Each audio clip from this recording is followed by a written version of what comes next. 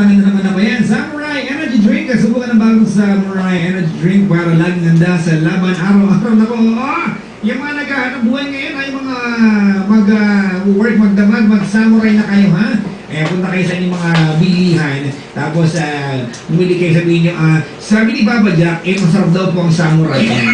Sabi ni Papa Jack, Samurai Energy Drink. At syempre, partner ng Dolphinal, tama ito sa Margaret's Maria. May tumatawag. Mag-Dolphinal. Kaya ang sakit na di mo kaya, mefenamic acid is generic name of Dolphinal, and the symptoms persist, consult your doctor. Magandang evening action, Mega Manila. Salamat po sa lahat ng mga kahantabay sa atin. Di mga magsasay lang nandito ako sa bahay, sir. Magkasay lang kayo ng panahon, matulog na lang kayo. Hindi pa lang kung may transcript Kaya magandang evening nga pala, ano? Doon sa mga samay taga all day spa. Yan, all day, pero bukas pa doon ang gabi. Sila Rona, Nina, and Myla Mary the Great. O the Great talaga, basta, kasi ko lang siya sa Monday. Si Pwede yung mag-tingin ng request sa inyo bukas? Ma'am Sel and Joanne. Ayan, sabi ni Oo, Lali. sir, nandito. Sino ba itong si Lali? My God, Sabi ko yung totoo na, ako? To TLC. True love Oo, conversation. kasabay ako nila dogs. TLC. Double link. Sabi ako. Dito Papa Jack yung hostess ng Papa Jack. station. Talagang enjoy, sobra.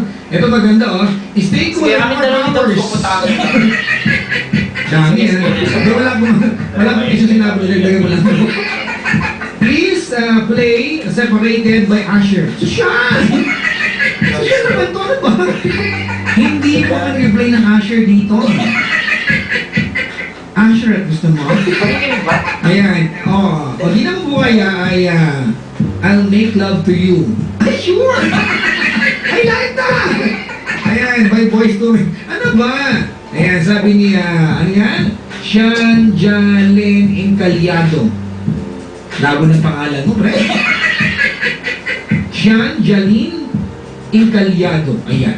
May God, may God na naman. Ay, mga lola, tawag na sa akin, 9326171. Papa Jack, alam mo, ang galing-galing mo. Ha, ha, ha. Diba? Ang galing-galing mo sa tawanan mo ko, di ba kita? Ayan, nawawalang problem ko pag nakapakinggan kita. O, diba? Alam nyo, ito ano, kung lagi mo nga nagsasabi sa akin na nawawala daw problem pag nakikinig sa akin, hindi lang, diba? Kung ang Pilipinas, kung maraming problema, makinig po ang Pilipinas. Inanihan ko po, kahit ang Malacanang na ha? Kung totoo pa yung sinasabi ninyo, nakakawala ko ng problema, di ba? O, kaya lang feeling ko walang basihan. Di ba? Oo, maraming problema ng ating gobyerno. Hello, government. Makinig po sa akin. Pumunto ka! Ayoko mo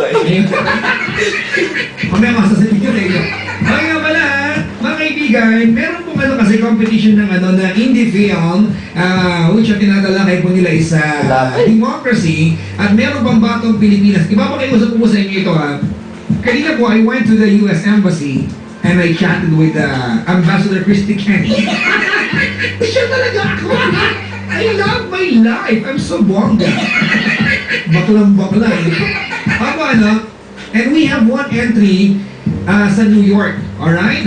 And we need all the votes we can have from all the Filipinos out there. O, diba? Even out there and in here. Punta lang po kayo sa sa www.youtube.com/democracy challenge. Yun lang naman, diba? youtube.com/democracy challenge. Alright? Tapos, please vote for the Filipino entry. Alright?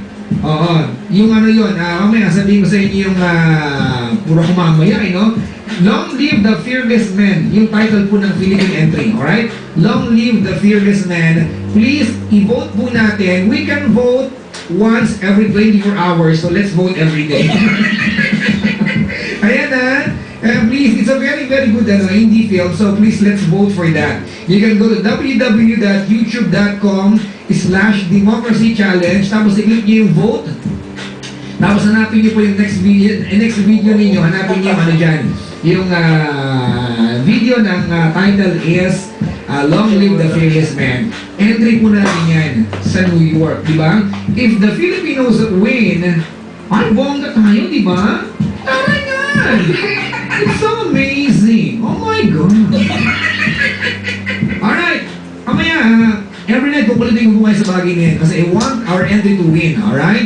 At sa mga nakaantabay sa atin, yung mga nag-text po sa atin, mamaya matitirahin ko kayo lahat ng bati ko.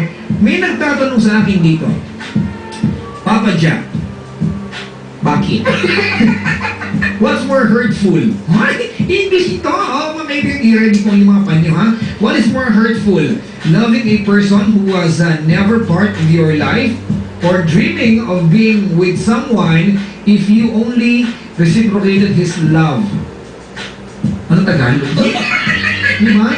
If you only gave him the chance when the time he felt something special for you. Sabi ni Lonely Heart ng Makati. Alam mo, Lonely Heart, dapat nagtagalog ka na lang. I-translate natin. What is more hurtful? Ano ba ang mas masakit? Tama? Ayan. Ang magmahal ng isang tao na never naging bahagi ng buhay mo o mangarap na lamang to be with someone na reciprocated mo ibalik, o di ba? Yung pagmamahal niya. Next question, please. Naguluhan ako, parang biglang nabuhol yung utak ko, ano? Oh my God, parang naging burmuda yung utak ko dito. Ganito, ano?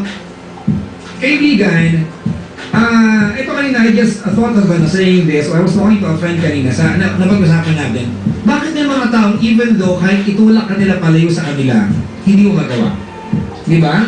Just because kahit na anong gawin nila para mandiri ka sa kanila, hindi mo magawa. Di ba? Ang masakit doon, kahit turuan mo ang sarili mong magalit sa kanila, hindi mo magawa. Di ba? Because it's always been in your system to love that person regardless of anything. Pero ang masakit dito, you just keep on loving that person araw-araw sa buhay mo, hoping that one day he'll wake up or she'll wake up, namahal ka na rin niya. Di ba? Kaya lang mahirap mag-antay araw-araw knowing that person is breaking a smile with someone.